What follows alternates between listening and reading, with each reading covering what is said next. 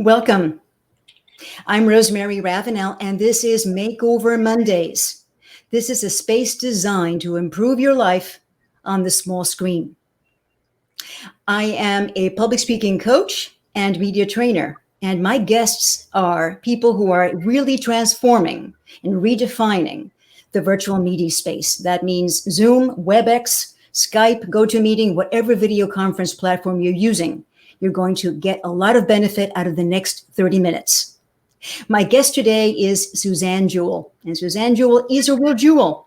Suzanne is a good friend and extraordinary professional. She is a global marketing executive with deep experience in broadcasting telecommunications. She's also the mindful entrepreneur. She's a corporate mindfulness coach and is really transforming the way small groups, teams, companies, and individuals really process their hearts and minds. Welcome, Suzanne. Oh, Rosemary, it's just such a delight and a joy to be here today. And I really think we're going to offer some useful tips around how to stay present and be mindful. Like, what does that really mean, especially in this little teeny tiny square? Indeed, you yourself said this is that small rectangle, that Brady Bunch tile, right? And we are living in it. We're living in it now. It seems like most of our waking hours, we're here in some way or another. But can we be more present, and can we be more of who we really want to be? And one of the questions I'm asked so much. And by the way, speaking of questions, there's a chat for those of you who are watching, and would love to see your questions on the chat. Please put them in there, write them in. No questions too big or too small. We'll get to as many of them as possible. So my question for you is, how do we deal with stage fright, with performance anxiety? That seems to be something that's keeping a lot of people from actually putting on their videos. Suzanne. Such an important question, Rosemary. And you and I both came from, the television world. So to us, this was kind of like, oh, I don't have to be in a studio. And now I'm the lighting person and the producer, as well as the person in front of the camera. But that doesn't mean that for me, when we even switch to this, I have tech anxiety. So I might not have stage fright, but I have tech anxiety.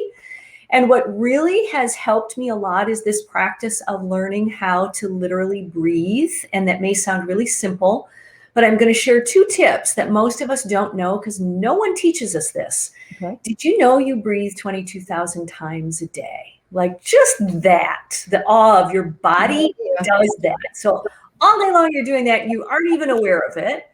And then the second really important thing to understand is that when you or I, whether it's tech anxiety or stage fright or whatever we might have, experience it, there's an actual physiological impact that's happening to us in our nervous system.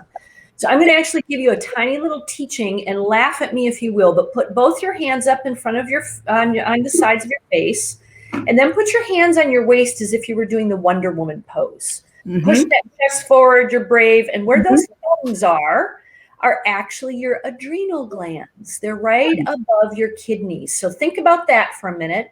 Now take one elbow, like I have here, and put your elbow up in front of the screen this way with your finger pointing. And imagine that this was your adrenal gland, and just join this story with me. Imagine that this whole thing is your spine. And as you're tracing your spine, right here is your intestines. Here is your diaphragm. Here is your heart. Here are your lungs, your throat. Now fold your thumb in on your hand. That is the oldest part of your brain, called the amygdala. It's also the reptilian part of your brain. And if I was teaching this to kids, I'd call it the barking dog part of your brain. So if you're scared or you have stage fright, it's what goes rah, rah, rah, rah, rah, rah. Then fold your fingers over the front. And this is the prefrontal cortex right here. This is your executive, logical, rational part of the brain. Here's what happens when I have tech anxiety or anyone else here has stage fright. Throw your fingers up off the top of your thumb. You flip your lid. You literally go offline, because way back at the top of that lesson where the adrenal glands are, it's shooting cortisol and adrenaline up the spinal cord and then every part of the organs that you have. So whether you are someone who gets topsy-turvy tummy, or like Barbara Streisand, she throws up before she goes on stage, or if you're someone who your throat gets tight, we each have a place where our body says, I'm scared, Or maybe it's where that barking dog for you. I also do get headaches sometimes, and I get it right back there. So learning to be mindful of, okay, where does my anxiety show up? And then knowing what that image is. And I'm going to teach you another tiny little trick. This is really useful to remember. Yeah. It's amazing to remember. So Flip it's the the lid. neurology of your body and your brain and your it's also your vagus nerve. So those of us who speak, interestingly enough, I've also found out that once I open up my mouth when I have anxiety, I somehow start to calm down.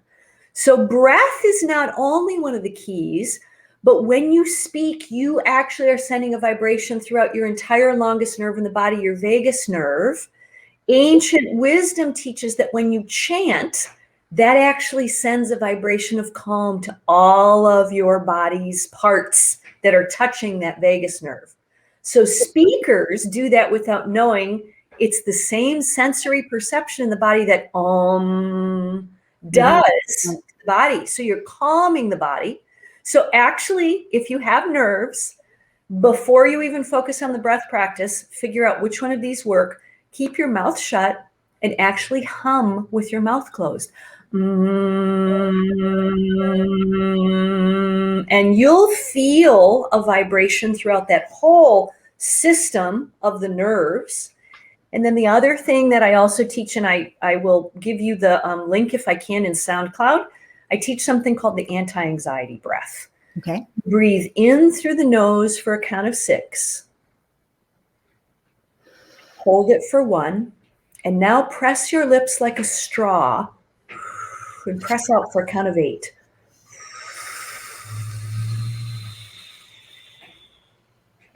Turn the corner and breathe in for a count of 6. Hold for 1. Purse like a straw.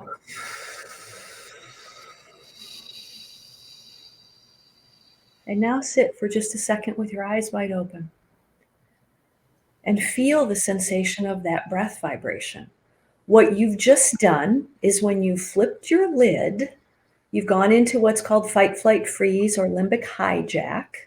That's a part of your nervous system that actually is trying to save your life.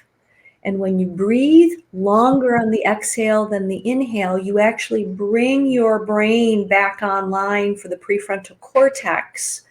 And you calm down just like a parachute. This is called the parasympathetic part of the nervous system. So parachute, parasympathetic, you're helping your body rest and digest.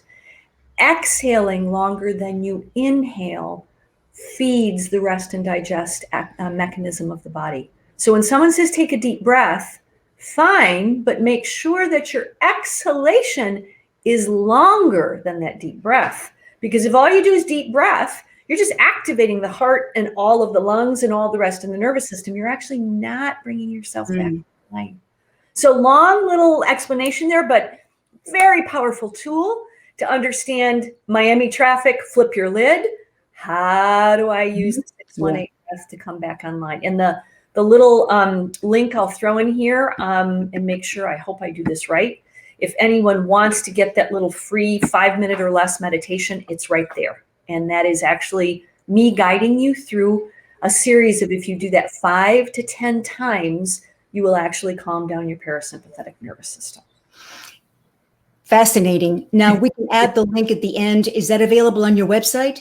It's on SoundCloud, and there's all sorts of free meditations there. This one happens to be my hottest ticket. Who knew that anti-anxiety breathing right now would be the hottest ticket? Great. I'm going to make sure that we show that towards the end of our time together. Wow, this is amazing. I've heard bits and pieces of this from like voice coaches or National Speakers Association presenters, and the exhalation I could practice with an actual straw. Really make sure that you channel the exhalation through that straw. But I felt energized just practicing it with you once. Yeah, and here's the curious thing that happens too when that flip the lid happens. Your body is doing something that if there were a saber-toothed tiger here, because it's interpreting, I'm anxious, public speaking, death, and taxes are pretty up there on the top of, besides saber-toothed tigers, that we're going to have a reason to be anxious. But what's intriguing is that we don't realize that what we're in is fight, flight, or freeze. Our musculature at that point takes all of the energy and oxygen out of the capacity of your executive function and puts it entirely into let me run, let me freeze, or there's even another F they talk about, which is faint. Let me literally withdraw entirely.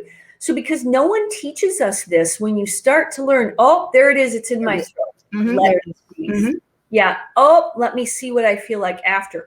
The biggest key I would share is don't do this when you're nervous. Try it a time or two like you just did to go, gosh, I felt that for a breath, and I actually in 1 or 2 breaths felt a difference. And that is awareness. And awareness is, without getting too fancy at all about the meditation practice, being mindful is being aware. It's just being aware. What's going on in my body? What's happening with me here in this moment? So I'm going to keep this up for a while because this is so powerful. And it applies to just about everything, not only our life on Zoom, but in person, in the real world. You know, it's interesting because some people I know are now making that transition back into IRL, into real life, into the real physical world, and just saying, I'm so out of practice because I've been half dressed from the waist up, and conducting my work in this different kind of bubble. And now I'm actually in front of other people, and wow, I'm not ready. I'm nervous. I am ill prepared. I'm out of practice. Yeah. And so this is what you're sharing are just techniques for every occasion, right? Big time. And I'd even say to you, on my own experience, I went out the other day for Easter, not that this is going to be, specific to whatever day anyone listens to this for. And it was socially distanced, and it was on the beach, and it was watching in sunrise. But I realized I had this great pull to want to be near people, like this refreshing, gosh, I'm in community and people are singing, and, here we're doing this praising kind of thing. And then there was this retraction that I felt that really was intriguing, because I was like, but I'm scared of people because, like, gosh, I still could get this thing. And so there's this, whether you're doing it professionally or as what you said, we've lost kind of how do we human, if that were able to be a verb, how to human. And I recognized when I was there was a bit of me that was this feeling. And when I got done and I went out to a socially distanced brunch with a friend afterward, energetically, I was kind of drained because I realized, wow, this is going to be a real interesting taxation on am I safe or not safe? And that feeling of why we go into that fight, flight, freeze is because we're entirely focused on the reason you remember what it is that is threatening is because you don't ever want to go there again, or you want to remember how you survived that. So that's the reason why we even have negative thoughts stick to us like Teflon or Velcro, and positive thoughts slide off us like Teflon. Is that's called carrots and sticks. What's negative and might threaten our well-being is what we remembered because it kept us alive. What was positive didn't need to be remembered because we weren't threatened. So we're going to be going back into physical spaces where we are desperately wanting the love and connection we miss of one another from isolation. But am I safe to be here too? So learning this about your nervous system, no matter what you do right now, is just a great tool. It's a great tool. Wonderful. There's a question that I think you will want to answer because it talks about how to apply these techniques to kids, to young people. And I know you have a program recently. Yeah, I love it. And I love that it's Amy as regards this, because she and I are talking about this for her kids. Right now, I'm co-leading where I live, which is the Open Awareness Buddhist Center in El Portal. I'm actually co-leading something we're experimenting with as we come back into the real life. It was a young lady who is 17 that came here and said, I have a lot of friends who are really experiencing distress. There's lots of isolation. They're getting very consumed by social media, and they're hungry to get back together. But everyone's feeling dizzy and distracted because there's just so much going on for overwhelm in our nervous system. So we're teaching a program called Young Minds Meditate. And one of the first things that I teach, and laugh at me if you want, or try it, that's my encouragement, which is go get yourself a rock, and you'll laugh when you look at mine because I use garden rocks, I use river rocks. This one happens to be an actual heart stone. This one actually is a little piece of rose quartz. You can see the size that it is in my hand. And the reason I'm telling you to do this is because people who sometimes have a hard time understanding meditation because it's so ethereal have been really helped by this practice called Be the Rock. Get something that's got enough weight to it and actually hold it in your hands. I happen to have a rock right here. I love it. Use your grip. So use it to center, like put your hands like this, put it between your hands, and then put your thumbs like this and let them, again, eyes open is perfectly okay. And just let that sit on your lap and simply feel the weight of that stone in your hand. This is great for kids because it's about Be the Rock. And then take your right forefinger and your right thumb, turn it over in your hand and get curious with your fingers without looking at it. Is it smooth? Is it like an egg? Is it oblong? Is it rough? Like let yourself actually become present where you pay attention with your senses. Anytime you're stressed, when you pay attention with a felt sense, you get out of your head and you get into your body. And then the other really cool thing to do is just sit with the rock for a moment and think, gosh, this is rose quartz. Did this come from a mine in Colorado? Or maybe I'm holding onto a piece of marble that's from Italy. And imagine that this came from something as solid and stable as our earth. And you're holding something that is as solid and stable as the earth. So without even going into meditation, a posture, closing your eyes, this literally has turned out to be the favorite. Anybody I teach, young or old, they all go get rocks, whether they're heart stones. I have them in a variety of sizes. You can see I carry this one with me in my pocket. And anytime I'm anxious or stressed, I actually ask this question, where's my heart? And I hold it in my hand. So no matter what you're doing, and it doesn't, you don't have to believe a certain thing or have a faith in a certain thing, just helps you get right here in this particular moment. Wonderful. It's for everyone. And it's, I've been collecting stones for a long time, and I write little messages. And I write messages about presence and about self-love and just really, and I keep them around my workspace and in my car. Yeah. And they help me stay focused on what's important and to be present and to be present within myself. And that has helped me greatly deal with Miami traffic, by the way. I love it. I love it. That's, anything, and you just nailed it, because the really important thing to know, and fascinatingly enough, Harvard has got a lot of cutting edge research on this. There's a laboratory called the Lazar Lab, and they did a series of tests about how addicted are we to these lovely and yet addicting devices. And they found out that out of 24 hours, so imagine we sleep maybe 6 or 8, depending on each of us habit-wise, let's say 6. So that leaves you 19 hours left. So horizontal is 19, or horizontal is 6. So vertical is 19. 47% of the time we are awake, our mind and our body are not in the same location. The GPS of our head is in the, I screwed up last night, I forgot to say ba-boom, ba-boom, ba-boom to my partner. Or it's in the future of, oh man, I got that picnic thing and I'm supposed to go get the crackers and cheese and I don't have time. And yet I'm here with you. And so I'm literally living in a bifurcated state, because I could be physically here, my body's here, my face is here, my eyes are here, but my head is someplace else. Right. So the topic of focus, especially on Zoom and especially in meetings, you and I know this from TV. You look at the light on the top of the camera. You and I know this from the laptop. It's like, where's my green light? Keep your eye, if you have a microphone, you're like, keep your mouth near the, don't let your mouth move too much from the mic. But there's a really interesting thing that our attention is literally kind of like a blurry wheel on the outside. And I call this the actual place where we're always getting distracted, whether it's what happened in the past or the future. We're getting pulled in all these directions. But when we focus our attention like a flashlight, whether it's the green light or not, then all of a sudden there's something about I'm here, and you can sense it.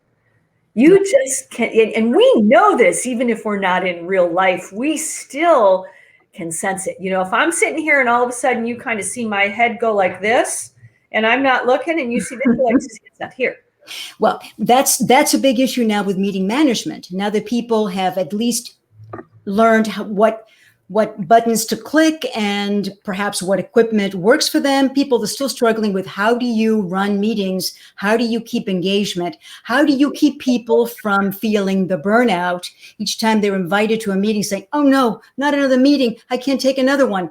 How do we deal with the so-called Zoom fatigue, which is real, but you just made a point that I'm always making is it's not about the devices. It's not about the screens, because we actually spend more time on our phones than we do in front of our laptop monitors and doing video conferencing. But what is your approach to overcoming the dreaded Zoom fatigue? You know, one of the first things I do, as simple as it sounds, is I actually do a mindful moment to arrive. And let's literally do it right now. So, hey, everybody, let's take a really intentional seat, have a strong back and a soft front, and let your feet be firmly on the earth. And if you feel invited, I'm going to do this in 60 seconds or less. Close your eyes if you want to take a pocket to pause. And if not, just let your eyes fall away from the screen to a 45-degree angle and let them simply soften the focus for a moment. Feel your feet on this beautiful blue planet for a moment. Let your attention move from your head past your face. Let the face be expressionless for a moment. Wipe all expression. Relax all of those smile muscles and eye muscles. Drop past the heart, into the torso and the tummy, all the way down the legs to those feet touching the earth. And simply for a moment, pause here. Recognize that today you woke up above ground. Recognize that you breathe 22,000 times a day and don't even know it. And recognize that we're privileged enough actually to be safe on this Zoom together right now. And before we come out of this small moment, put your hand on your heart and simply silently whisper something to yourself that you're deeply grateful for. I am grateful for blank. And I'm going to say my friendship with Rosemary. Mm-hmm. Thank you. I was thinking the same thing about Suzanne. I love it. See, and so all of a sudden what happened? We connect. Even if we can't be in the same room with someone, because you know our neurons that wire together do fire together, and we get a charge out of being in a room with another human being. But what you and I just did was we first actually became mindfully present to our own body. Mm-hmm. And then my heart and your heart just did something that's called heart coherence. My heart felt open about being here with you. I didn't know yours was going to mirror it. And we just became coherent because our hearts connected. So I do think there's a bad rap on some levels with Zoom, because I'm seeing people be able to turn this into a brave space. I'm seeing things like big executives ask questions, how are you, at the beginning of a meeting, and they actually want to know. Like, right. Well-being has become a priority of, is everybody in your family okay? And that used to be something that, well, the first time I heard of this phrase that is a South African philosophy, it's 30,000 years old. It's called Ubuntu. Mm-hmm. I'm a person because of other people, and I am because you are. And deeper than that, because Nelson Mandela actually lived by this, it means that if someone in my clan or tribe isn't well, when you ask me, how are you? I speak on behalf of all my people, not just me. We're not well right now, or we're challenged right now, or we're experiencing something difficult, but we're going to make it through. So all of a sudden, we're not being so singular. We're actually being more collective and very present in asking, how are you? Because we actually mean it. And that matters. We can feel, look at what just happened for you and I. Yes, it matters. I see you. I care about you. Those check-ins is something that is not standard practice in business circles. And people are being motivated or forced to do it. And they're seeing the results because the teams are actually stronger. The bonds are stronger because we're more exposed. This is such an immersive. I mean, I'm seeing you through the lens. You're in the camera, but I feel that I know you better than if I were next to you. Yeah. And that ability based on a truthfulness, right, and a real intention of wanting to be connected and have a productive time together. I think that's fundamental to the success of any meeting, whatever the industry would be. Would you say? I would completely agree. And the other thing I would also share is, and I'm not trying to trash anybody who's had a moment where you've had to not have your camera on, because I've had those moments. But think about if you were in real life, if you were sitting in a real meeting, would you ever be with your colleagues and have your phone up in front of your face like this? Right. Like, seriously, like, and not even that, like, I can't see, like, would you ever do that? And it would be considered rude, not present, and checked out. So when you do that with your Zoom, that's the message you're sending. I'm checked out. What you're saying and what I'm listening to isn't important enough for me to pay attention to you. And that too, we both know this. Nonverbal communication says sometimes a lot more than what comes out of your mouth. Yes, exactly. In the time we have left, Suzanne, could you share another breath exercise? Because I know I practice very mindful breathing to open my diaphragm and to not breathe from the upper part of my lungs, to actually breathe more fully, because we tend to constrict. Obviously, our muscles are tense. And so our voices sometimes get a little high pitched because we are nervous. Our vocal cords respond the same way. Yeah, if you have something to share with us. I would absolutely, again, take that kind of posture, because it helps, by the way, when your back is strong like an oak and that soft is for your breath and your oxygen. Let those feet be flat on the floor. Take your right hand, and you see where I'm thumb here, put that on your belly button and let the rest of the palm go to the lower belly. And simply follow the little trip I'm going to take you on with your breath. Breathe in through your nose, let it go to the top of the throat, follow it down the back, gently dropping into the throat, touching to the top of the lungs, past the heart, down to the bottom of the lungs, to the diaphragm and into the belly. Now let the breath turn the corner and simply let it go from the belly to the diaphragm, the bottom of the lungs, up to the top of the lungs, to the throat, and outside of the nostrils. It's a trip. Just take a breath trip. And it becomes circular for some people. There are others that do what's called the box breath, which is breathe in through the nose for a count of 4, out for a count of 4, in for a count of 4, out for a count of 4. I found that one, for me personally, because I have a really hypersensitive nervous system, to be a little too fast. I'm better at about 5 or 6 counts. So practice what that is. And I will tell you, 3 to 5 cycles of that before you jump onto a Zoom or before you're presenting. It'll calm your tech anxiety. It'll take you from out of that flip the lid. And what, Rosemary, you said it yourself. You said, oh, I already feel more clarity. Yes. Yeah, the reason you do that is the oxygen lands here. It's where you're thinking instead of it being back here where you're frightened. Yes. So these are the tips. In closing, this is a perfect segue, because we prepared these summary tips for everyone. That mindful breathing manages anxiety, and you've just given us another wonderful exercise among several. And then the next one is to be grounded, right? You talked about feet firmly planted to feel the earth. Yes, very important. The other thing I would also encourage everyone to do, find some place. This doesn't mean you have to have a meditation practice or not, but find some place that you, in whatever space you're living and working from home in, WFH, as you're going into real life, IRL, find a place that's your center place. And for me, it turned out to be, I got one of these cork yoga mats during COVID, and it has a circle in the center. And it turned out to be this great thing that when I'm going to go practice, I now use it even for my meditation cushion, not just my yoga. Put both my feet in that circle in the center of my yoga mat. And I simply stand for a moment and I become present. And all of a sudden I'm like, I've left the moment of the busyness of my day. I've stepped into my center place, and everything I know for that moment I've put in my leave behind bucket. The noise of the news isn't here. My phone isn't here. I'm in my center place. And I just got a goosebump about that because it becomes sacred, and it also becomes a place that you are present to yourself. And Rumi said it best: do you make regular visits to yourself? Yes. And your kitty cat, I think, is You can hear my kitty.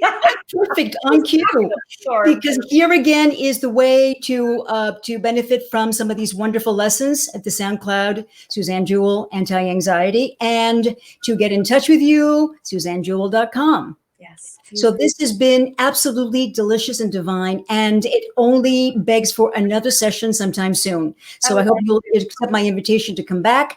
And for anyone who wants to check their Zoom score, and this is something that Suzanne and I worked on, get your zoomscore.com to check how well you rate against the 10 essential steps of a professional video conference presence.